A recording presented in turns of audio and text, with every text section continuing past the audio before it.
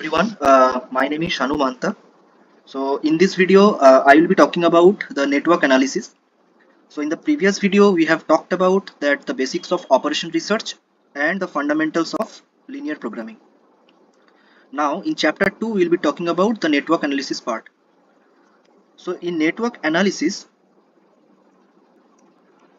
we have four fundamental concepts. So we have four fundamental concepts. Those are shortest route algorithm, minimum spanning tree, maximum flow, and the CPM part. So for CPM part, we'll be talking in a separate video in a project management. So now we'll be discussing the three major components of network analysis. So which are shortest route algorithm, minimum spanning tree, and maximum flow. So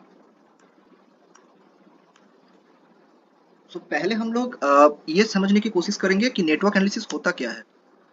so from the definition itself ये आप लोगों को समझ में आएगा कि ये एक स्टडी है जो कि एक इंटरकनेक्टेड सिस्टम्स है उसका मतलब उसको हम लोग यूज करते हैं ताकि हम लोग उसका एफिशिएंसी उसका एफिशिएंसी को ऑप्टिमाइज कर सके and with the help of mathematical and computational technique.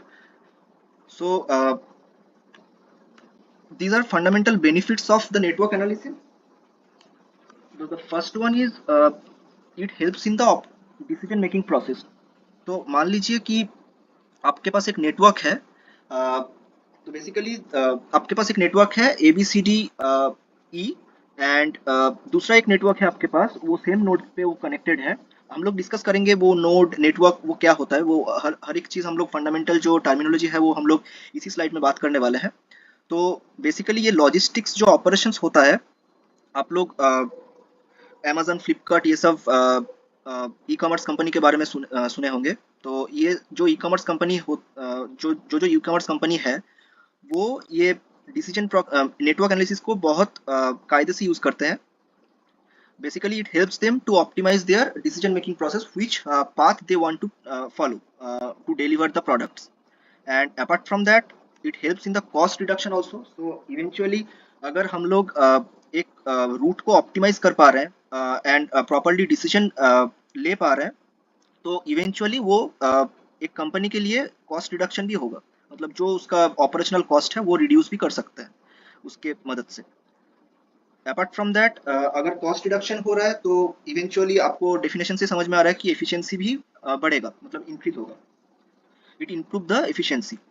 And apart from the other benefits we can talk about that it helps in the risk management and the project management. तो risk management होता क्या है, ये basically आपका जो एक project को run करने के लिए जो भी बॉटलनेक्स होता है वो बॉटलनेक्स को हम लोग मैनेज करते हैं थ्रू डिफरेंट एक्टिविटीज. तो ये नेटवर्क एनालिसिस का one of the most efficient benefit बोला जाता है. And in the project management part वो basically CPM and part critical path method and part का जो कंसेप्ट है वो बेसिकली प्रोजेक्ट मैनेजमेंट में हम लोगों का काम आता है. ये एक इमेज मैं आपके लिए यहाँ पे स्लाइड्स पे रखा हूँ. तो ये समझाने के लिए कि ये नोड नेटवर्क क्या है एंड ट्री स्पैनिंग ट्री क्या होता है. ये इमेज के तौर पे आप समझ पाएंगे कि ये जो कॉमन टर्मिनोलॉजीज है वो नेटवर्क एनालिसिस में कैसे रिलेटेड है. तो ये जो सर्कल में आपको नंबर्स दिख रहा है ये बेसिकली है आपका नोड. ये एक फंडामेंटल यूनिट है, ये आपका रिप्रेजेंट करता है कोई एक पॉइंट को और लोकेशन और एंटिटी को. 1 से 2 कनेक्टेड है, 2 से 5 कनेक्टेड है, 4 से 5 कनेक्टेड है एंड 1 से 3 भी कनेक्टेड है, 3 से 4 कनेक्टेड है. ये एक आपका बोला जाता है, आप लोग बोल सकते हैं ये काइंड ऑफ नेटवर्क है. तो 1 2 3 4 5 जो आप लोग देख रहे हैं ये हर एक पॉइंट को हम लोग नोड कह लेंगे. And the network as I have mentioned earlier कि ये जो साइक्लिकल जो एक मॉडल आपको दिख रहा है स्क्रीन पे ये बेसिकली एक नेटवर्क है. एंड ट्री क्या होता है, ट्री होता है आपका अगर ये पर्टिकुलर नेटवर्क हम लोग देखेंगे वन आप लोग फोकस कीजिए 3 पॉइंट पे 1 2 एंड 3 नोड पे 3 नोड पे. तो ये देखिए ये कोई साइकिल नहीं फॉर्म कर रहा है, मतलब ये क्लोज्ड नहीं है. और हर एक नोड कनेक्टेड नहीं है। हम लोग सिर्फ बात करने वाले हैं 1, 2 एंड 3 के ऊपर, लेकिन ये कंप्लीट नेटवर्क को फॉर्म नहीं कर रहा है, ये एक पार्ट है ऑफ द नेटवर्क। तो इसको हम लोग ट्री बोलेंगे। ये स्टार्ट हो रहा है रूट नोड से। एक डेजिग्नेटेड रूट नोड है जो कि 1 है, 1 से 2 है, 1 से 3 है। तो ये बेसिकली है आपका ट्री। और स्पैनिंग ट्री क्या होता है? ये एक साइक्लिक नेटवर्क स्ट्रक्चर है जहाँ पे all the nodes are interconnected to each other. मतलब 1 से 2 कनेक्टेड है, 2 से 5 कनेक्टेड है, 4 से 5 कनेक्टेड है, all the nodes are interconnected to each other. अगर 2 से 3 भी कनेक्टेड हो सकता है, 2 से 4 भी कनेक्टेड हो सकता है, तो ये एक स्पैनिंग ट्री है। अगर 2 से 3 को एक लाइन ड्रॉ करेंगे एंड 2 से 4 एक लाइन ड्रॉ करेंगे, तो वो एक स्पैनिंग ट्री का स्ट्रक्चर लेगा, क्योंकि all the nodes are connected to each other.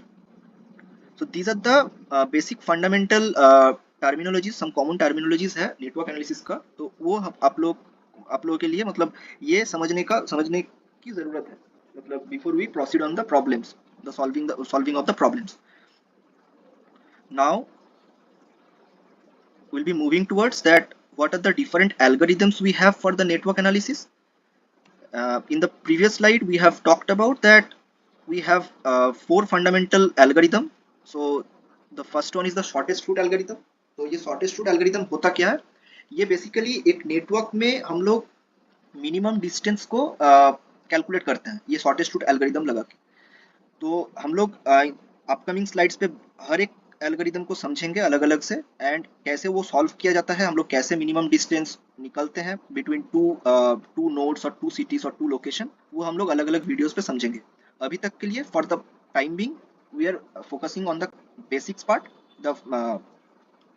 The basics part. So एक एग्जाम्पल आपके लिए यहाँ पे मैं स्क्रीन पे रखा हूँ ताकि आपको पता चले कि ये शॉर्टेस्ट रूट कहाँ पे यूज होता है एंड इसका रियल लाइफ पे क्या इम्पैक्ट है, मतलब कैसे कंपनी यूज करता है इसको।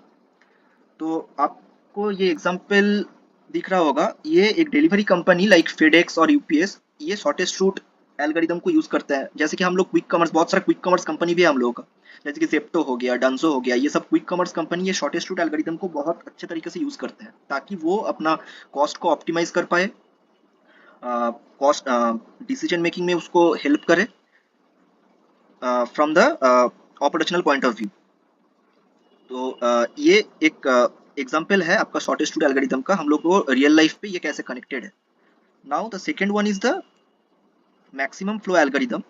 ये बेसिकली आपका कोई एक रिजर्वायर से अगर आपको वाटर डिस्ट्रीब्यूशन हो रहा है, for the example you can take there is a city A city से देयर आर मल्टीपल सिटीज जहाँ पे वाटर का डिस्ट्रीब्यूशन हो रहा है या ऑयल का डिस्ट्रीब्यूशन हो रहा है। तो वो एक स्टार्टिंग पॉइंट से डिफरेंट सिटीज में जो मैक्सिमम अमाउंट ऑफ फ्लो हम लोग दे सकते हैं फ्रॉम द रिजर्वायर, वो हम लोग मैक्सिमम फ्लो एल्गोरिदम से निकाल सकते हैं without violating the capacity constraint. ये बहुत इंपॉर्टेंट पार्ट है। अगर आपका कैपेसिटी है कि ए से बी तक आप 30 लीटर तक ही सप्लाई कर सकते हैं, दे सकते हैं, तो उससे ज़्यादा ये नहीं हो सकता। लेकिन अगर फॉर द एग्जांपल अगर आप लोग ले सकते हैं कि ए से बी तक 30 लीटर तक सप्लाई हो सकता है, बी से सी तक 20 लीटर सप्लाई कर सकता है, एंड सी से डी तक आप 10 लीटर सप्लाई कर सकते हैं।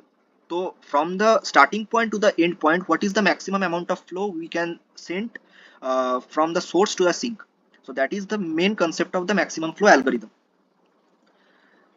सो ये एक एग्जांपल है, ये एक सिटी जो प्लान कर रहा है कि मैक्सिमम फ्लो एल्गोरिदम लगा के कि optimum flow of water different pipeline के थ्रू डिफरेंट एरियाज पे सप्लाई किया जाएगा।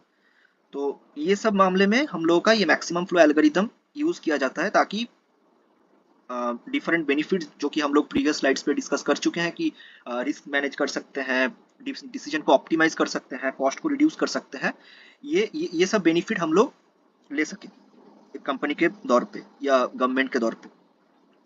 ये एक सेकेंड ये जो है ये सेकेंड एल्गोरिदम है। Now the third one is the minimum spanning tree. ये आपका जो वाईफाई का कनेक्शन आप लोग रूम पे लेते हैं या डिफरेंट केबल का कनेक्शन जाता है एक कम्युनिटी में, तो वो केबल का कनेक्शन कैसे कम्युनिटी में सप्लाई किया जाएगा, कैसे दिया जाएगा, ताकि वो जो केबल कनेक्शन जो देते हैं, जो कंपनी है या जो डिस्ट्रीब्यूटर है, वो उसका कॉस्ट कम हो, and with the efficient number of nodes, minimum minimum amount of distance उसको ट्रैवल करना पड़े, वो ट्रैवल कर सकता है। तो this is the main fundamental concept of the minimum spanning tree. एक एग्जांपल आप ले सकते हैं कि टेलीकॉम कंपनी, जैसे कि मैं बात किया कि टेलीकॉम कंपनी और Vodafone uses the minimum spanning tree method to plan and minimize the cost of laying cables between cities. तो ये एक बहुत अच्छे एल्गोरिदम है नेटवर्क एनालिसिस का। एंड सीपीएम एंड पार्ट मैं बात किया कि ये अलग एक कंसेप्ट है, ये मतलब नेटवर्क एनालिसिस के पार्ट में ही आता है, but we will be discussing this in a separate video in a separate subject. So in the project management point of view it is very important thing, critical path method and the part. So it identifies the longest sequence of the dependent task. So ये समझने के लिए आपको task activity ये सब क्या होता है वो समझना जरूरी है। तो इसके बारे में मैं डिटेल्स पे बात नहीं करूंगा अभी इस वक्त पे। Now in the next video we will be talking about the shortest path technique and उसका एक प्रॉब्लम लेके हम लोग डिस्कस करेंगे। So for the time being ये जो हम लोग डिस्कस किए ये बहुत बेसिक वीडियो था नेटवर्क एनालिसिस का, एंड क्यों इसको यूज किया जाता है, what are the benefits we have for the network analysis, and what are the common terminologies that we have to use that network concept in different problems, and what are the different algorithms we have in network analysis. ये हम लोग basic introduction video पे हम लोग बात किए हैं। So thank you everyone. अगर आपको वीडियो अच्छा लगा होगा तो ज़रूर लाइक कीजिएगा इस वीडियो पे, and do subscribe the channel अगर ये चैनल आपके लिए यूज़फुल हो। So thank you.